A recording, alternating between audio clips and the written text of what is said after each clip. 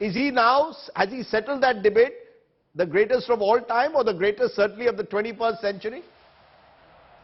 I think with the win of World Cup yesterday, I think he's definitely settled, and he is the greatest of all time. I think he's won everything in club level. He's played in one of the toughest league in Europe, and he's won everything with Barcelona, now with PSG. And one trophy that was missing was World Cup. And after winning World Cup, I think he has proven that he's greatest of all time. No, you're saying greatest of all time, Baichung, which means you're saying that he's greater than Pele, who won 3 World Cups, greater than Maradona, who many believe won Argentina World Cup virtually on his own. Or should we be at all comparing generations? Are you saying now Messi can legitimately claim that he's greater than the Peles, the Maradonas, the Zidanes? It's a bit unfair, but I think he does deserve to be the greatest of all time, because if you look at Pele and Maradona, in fact, Pele never played in toughest league, which is in Europe, and Maradona, I think, he's won the World Cup single-handed in '86. But if you look at club level tournaments, I don't think Maradona has also won so many as what Messi's already won.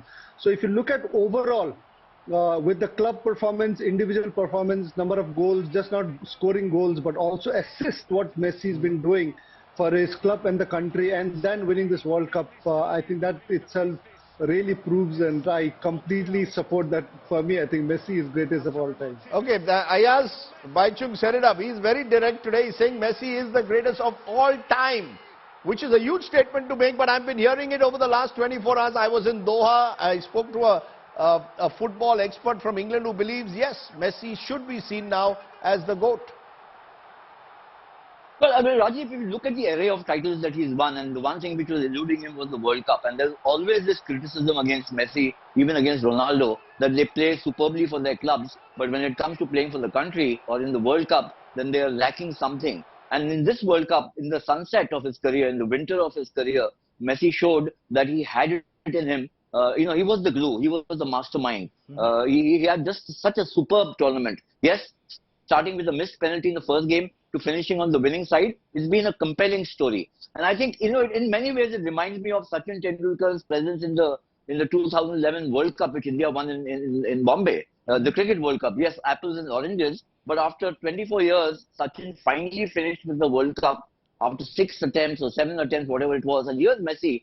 2006, he played his first World Cup. In 2022, he finally gets to put his hands on the coveted trophy. And I think whatever else happens, the GOAT issue will be debated. But Lionel Messi has now become Saint Leo where the Argentinians are concerned. I don't think that he can do any wrong from here. He's become the most iconic player. I think he is, if not dislodged Diego Maradona, is certainly standing alongside him as the greatest Argentinian footballer. And then, of course, I won't cross swords with Baichung. If he says the greatest of all time, I'll say, hey, yeah, I can support what Baichung is saying. He's now been called Saint Messi of Rosario. I was with some Argentinian fans yesterday, and they said, look, Maradona for us is our ultimate folk hero. He is one of us in a way. Messi, of course, played a lot of his football outside Argentina, and perhaps was seen not to have been as obsessed with the Argentinian identity as Maradona was. But Baichung Bhutia, what sets Messi apart? I saw him on the field yesterday, not too far away. He's 5'7", not the biggest, but there's something about him. And at the age of 35, every time he has the ball, you think something will happen. What is it about Messi that makes him so special? First of all, Rajdeep, I think we did see you on the stadium on your Twitter handle, and you were also carrying France national team flags. So yeah, I was being a good politician because I had French fans on one side and Argentinians on the other. Argentina jersey and a flag and Argentina T-shirt and a French flag, which was actually quite a good thing for a neutral person. I think it's good to support both the teams, and I think at the end football won. But again, I think Messi,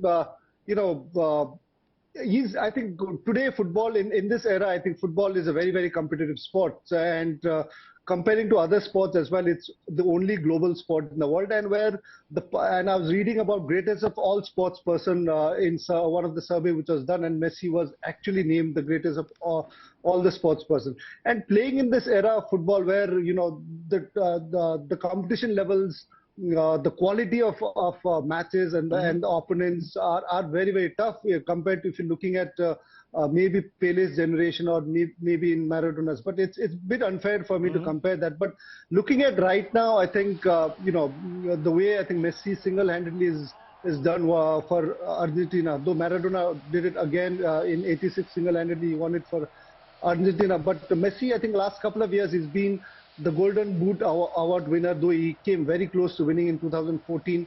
2018 he lost out, but again he had a good contribution for the national team.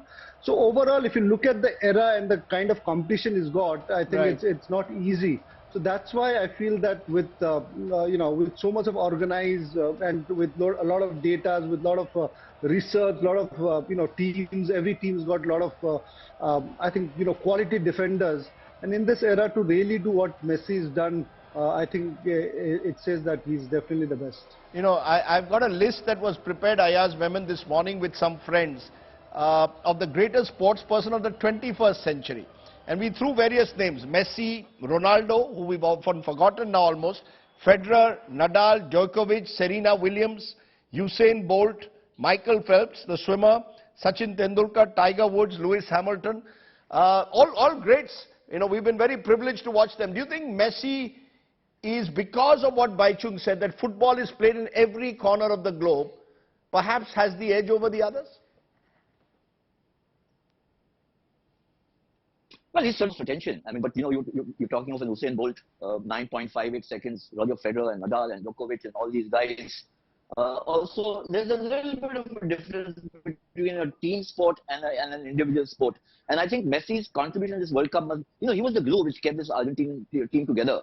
And I think that's been his biggest contribution. Apart from the deft skills, mesmerizing skills that we've seen. And for us, especially in India, we've heard so much and read so much and perhaps seen it on YouTube. But in this World Cup, it came across so vividly. And I think that irrespective of whether he is ultimately the GOAT or not, but he certainly belongs in that cluster.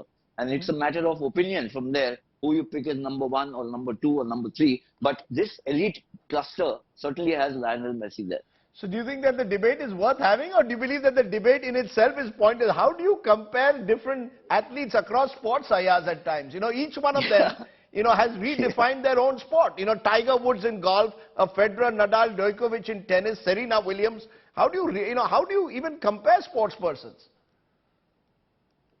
That's true. I mean, even somebody like a Serena Williams, some would argue that she's the greatest sports person of this century. I mean, sure. Maybe playing in a different gender group, so to speak, but for sheer achievement and for the sheer tenacity over a long career and to keep on winning and winning and winning, it's an extraordinary achievement. So I think these are what I call, extraordinary athletes. And it's unfair at one level to say, can you compare one with the other? I would desist from doing that. I think it's a fantastic cluster. The names that you mentioned, we can add 1 or 2 here or subtract 1 or 2. But these are people who inspire the whole world, not just in their particular, vertical or the sport that they play, but by sheer dint of work over decade, 2 decades, maybe 25 years, as to what is humanly possible. I think that's really the biggest message that these athletes send out. So whether A is a GOAT or B is not a GOAT can be an academic discussion. We'll never reach the end of it. Suffice to say that all of them are, you and I would, Rajiv, knowing your love for sports, we would give anything to watch any of these guys play wherever they play. Okay, I will say this, and I'm saying it for the second time. I got to watch Messi in what is arguably his grand finale. So for me, last night was being as close to really the heavenly nature of sport. It was pure sporting theatre at its very best, unscripted, real-life drama. We forgot, by the way, Baichung, Mbappe, 4 goals in a final and still on the losing side. Could he be the next Messi, or am I being unfair to both Messi and Mbappe when I say that? I think if you're looking at the next player who's going to be again the next GOAT is Mbappe for sure. He's already broken a lot of records. He's the youngest player to score in the final, second only player to score hat-trick in the final. He's just 23. He's won 1 World Cup. He's been runners-up in the second one. And he's going to play quite a few World Cups, I think at least 3 or 4 World Cups. And I think he's going to break all the records what is there. Now it all depends on his club. Where is he going? What kind of team he's got? The kind of performance he's going to win. as many Champions League and the league with the club he's going to play. So I think he's going to be the next big star and next big goat for world football. You know, he was just terrific also and really didn't deserve in a way to be on the losing side. But what a match. Incredible. Baichung Bhutia, Ayaz Memon. You know, when I talk on sport, I have a smile on my face. When I talk politics, it's despair. So that's what makes us smile. Thanks both of you for joining me there on the GOAT debate.